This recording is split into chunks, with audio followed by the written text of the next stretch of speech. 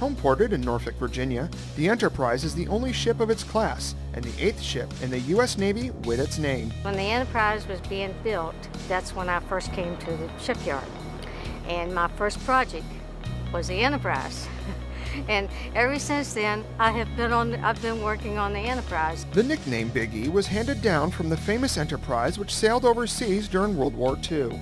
Yeah, it's the #1 ship in the Navy, there's no doubt about it. So it's a magic name. Enterprise is the standard for excellence in the Navy. When built, Enterprise was the longest vessel in the world at 1,100 feet, and the only carrier to be built with more than 2 nuclear reactors. It was built with 8. I was up on the bridge, and the supply officer came with his little book of custody chips, like you sign for a typewriter. And I signed 8 times, 1 time for each nuclear reactor. So that's when it hit home. I owned 8 nuclear reactors. These reactors allowed Enterprise and other nuclear ships to travel throughout the world without refueling. Well, being the first nuclear powered, it just meant everything. I knew it was a whole new world.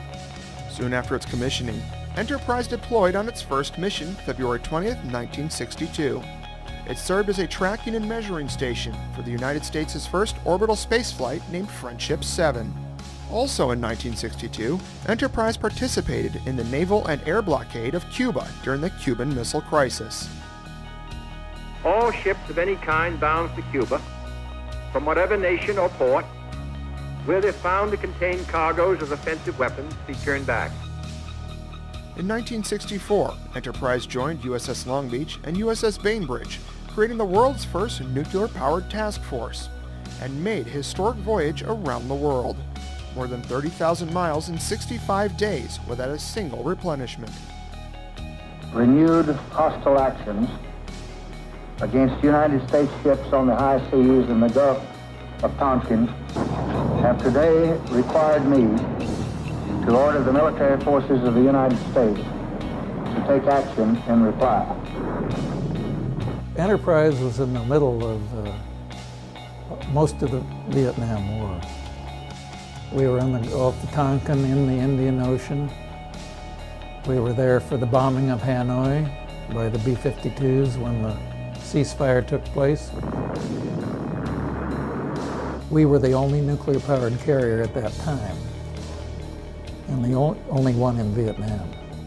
As the Vietnam conflict started to wind down, Enterprise participated in several firsts. In September 1974, the Big E became the first carrier to deploy the F-14 Tomcat fighter plane. The F-14 would be the mainstay of U.S. naval carrier-based aviation until 2006.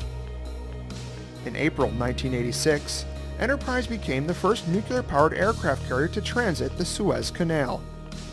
Over the following 25 years, Enterprise would perform in Operation Classic Resolve, Operation Desert Fox, Operation Iraqi Freedom, and Operation Enduring Freedom. She was young and lively when I was on board. Frisky. She was 10. We thought that was fairly old, or a medium age for a carrier. Little did we envision she'd be around 40 more years. You have to understand, this ship was really designed to last about 25 or 30 years, with really no intention of keeping it more than about 20. With one more deployment on the horizon for Enterprise scheduled in early 2012, it will be deactivated soon after returning to its home port at the venerable age of 51. Well, the reason the ship was able to last that long was the work and the faithful service of the sailors that kept the ship running that long. And so I'm as proud of that as anything.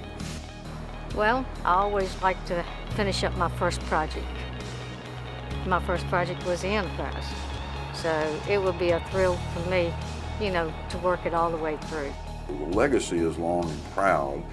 We would hope that after our inactivation and decommissioning, that one of the future aircraft carriers would also bear the name USS Enterprise.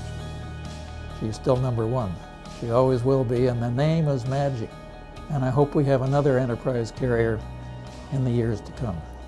I don't know whether we will because they name carriers after people now, but they might, because she is special.